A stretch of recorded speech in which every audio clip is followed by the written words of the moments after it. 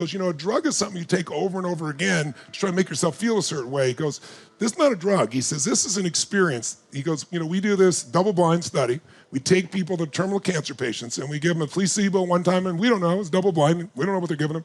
And then we give them a real experience. And he goes, there's nobody. He goes, there was a woman here. He said, Tony, and he showed me a video of this woman. He goes, this woman, he said, she's not just an atheist. She's not like a California atheist, like maybe there's some God in the sky. She's a New York atheist. There is no God. That kind of intensity. And he goes, watch this video. And he shows this woman after she comes out of this experience.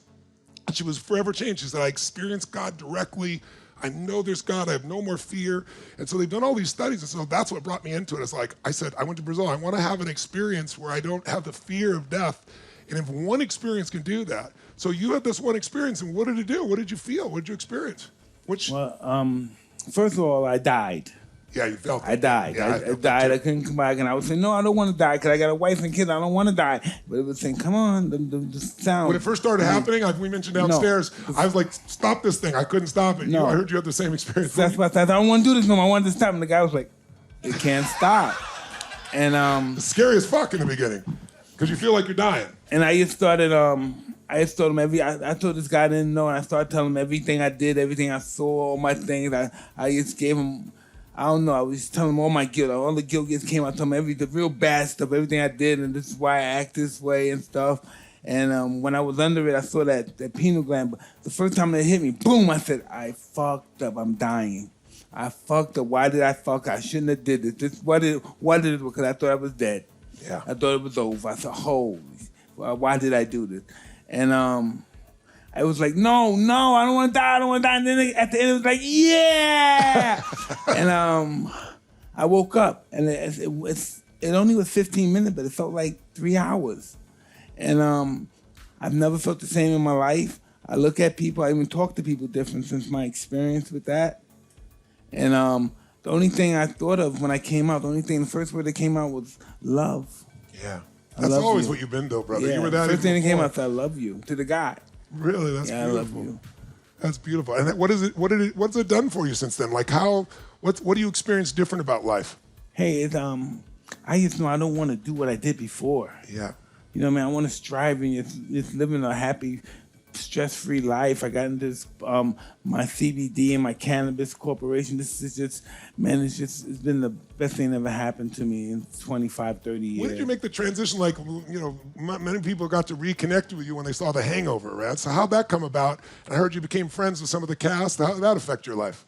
Listen, I didn't even know we were in the movie. I met the guys in the club. They were in the VIP section. And I said, this is where I normally sit. Nobody's normally here. So I went in there. I'm checking these guys. What are they doing in my section? There? It was Zach and the other guy. Yes. And he said, hey, we're going to be in a movie with you. I said, yeah, when? He said, tomorrow. And I didn't know because I was drinking and smoking back then, doing drugs. So I didn't know I was involved with the movie. So eventually I had to go, and we did the movie, and it was a success. And then one day I was in a restaurant, and the movie wasn't out yet, but the kids must have seen a preview of it, me punching Zach. Yeah. And so one of those sightseeing buses went by, and all the kids came out the bus and grabbed them and taking pictures. And my friend said, I think we got thin here, Mike.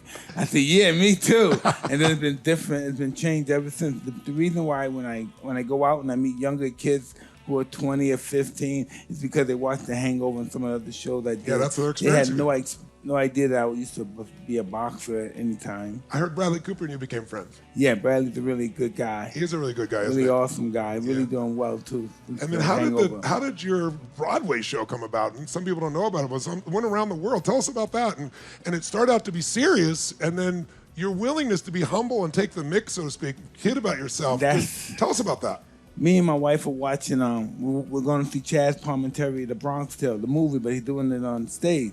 And while we're doing the movie, during the theater play, I noticed 900 people arena, and everything is quiet. You can hear a rat piss on cotton. It's just quiet. It's quiet. Some people are crying, but it's quiet. Tears. And I told my wife, I said, baby, I think I can do this. I want to make people feel the way this guy made me feel. And normally, I said, baby, normally when I'm in Europe, I'm on stage and people ask me questions, I'm doing Q&A. And next, I just won't do the Q&A. I do like a theatrical point of view, like Mr. Palminteri did. And so the first time we started, we did a 6-week read, we did it. And so the first time we did it, we had all our friends join. All of our friends, our lawyers, there's people we know. So it was like 1,000 people that we know, or friends of people we know. So they came, right, and we're nervous. So you're seeding the audience to make it Yes, go well. yes. So I'm going out and I start my show, and I say something about I didn't know my father. I didn't know that, and everybody starts laughing. And I run back to my wife and said, "Babe, why are they laughing? What's going on? Is it okay?" She said, "Baby, they're laughing. It's okay. Just keep going out there." And I went out there, and it was meant to be like a real gritty New York tough guy that made it through all his hard adversity, but it came out to be a comic. Everybody laughed. They thought it was funny. And I'm talking about Were you pissed about that? Or yeah, I said, "Hey, I'm talking about I don't have a father. I don't know who my father is," and everybody just started laughing. And they started, hysterically laughing. And I'm like, whoa. And that's not what I expected. I wanted to be the hard and tough, and it didn't turn out that way. So we made it into a comedy, but it didn't turn out. But you got so much more love by being being that soft part I of noticed yourself. that, and by doing that show, we went all over the country. Then we went out all over the world and did it. We did it in stages where people didn't understand English. We had to do subtitles, and it was just exciting. And we're starting to do it again. Probably in 6 months we're gonna start. I'm training now. And so, in a 3-month period after finish training, we're gonna start rehearsing again for stage awesome. show. Do you ever think you're going to be an actor? No, never in a million years. Never in a million years. That's pretty wild. And now you got your documentary out that's out on Netflix and so forth. And how'd that come about? And how's that doing? Listen, it's doing great. We're getting ready to do part 2. And it's something that my wife wrote. She wrote the story. You know what I mean? Wow. I told her about my life. I explained my life to her, and she wrote everything in her own canny way, and it turned out to be a hit. You told me back 21 years ago, you used to tell me the only reason I'm still alive is because of my kids. You have 5 kids now. Tell us about that. Six now. 6 now. Yeah. And most of them, I have one that graduated from NYU. She's going to be director. I have one that's graduated from Georgetown. She graduated.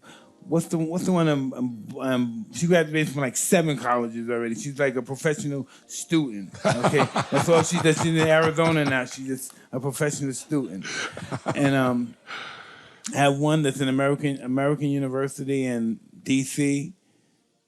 And I have a 16-year-old that's a homeschooler, and I have a 10-year-old, and I have a 8-year-old that's homeschooled. And tell us, what's a day for Mike? Tell us about your cannabis business and what it means to you, and about the place you built. Tell us a little bit about that. Like, what's next for you? Well, listen, at this point, we embarked on this really amazing, state-of-the-art, first of its kind cannabis ranch. We're doing it in the Palm Spring hot desert area. And it's pretty much off the 10, and we bought over like 420 acres, and one side is going to be for families. It's going to have best bet, the Top Golf and all that stuff, fun for run for fun and all that stuff. And then on the other side, we're going to have